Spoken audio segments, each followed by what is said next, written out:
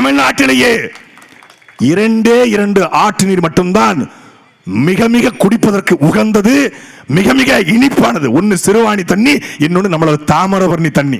தாமிரபரணின்னு பாட்டு பாடினா மீசைய முறுக்குறோம். தாமிரபரணி தண்ணி குட்டிச்சவன் ஆண்டா, பொண்ணும் பொருள் வந்தா போர்க்களம் தான் போவேண்டா, ஒருத்த நம்பி வந்தா உசுருக்கும் தேவண்டா, ஹோய் ஹோய் ஹோய் போறா பாடுறான். பாட்டுல போட்டா மீசைய முறுக்கிறது.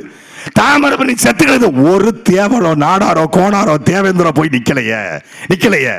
தன் பெண்ணை தொட்டால் வெட்டுகிற, தன் பெண்ணை பார்த்தால் வெட்டுகிற என் அண்ணன் தம்பிகள், என் சொந்தக்கார, என் மண்ணை அள்ளிட்டு போறான், ஒரு வயல வெட்டலையே. என் மலையை குறைஞ்சு கொண்டு போறான், ஒரு வய வெட்டலையே. ஆறு நம் பாட்டனும் பூட்டனும் குளித்து விளையாடிய தாமிரபரணி 75 விழுக்காடு செத்து போச்சு. 75 விழுக்காடு.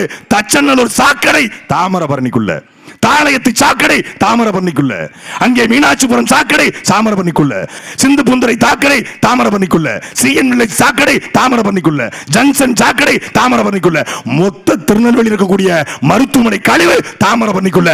இதை RS கணேச ராஜாவோ இந்த தாவேக்கு சுப்பிரமணியனோ யாராவது கேட்பார்களா?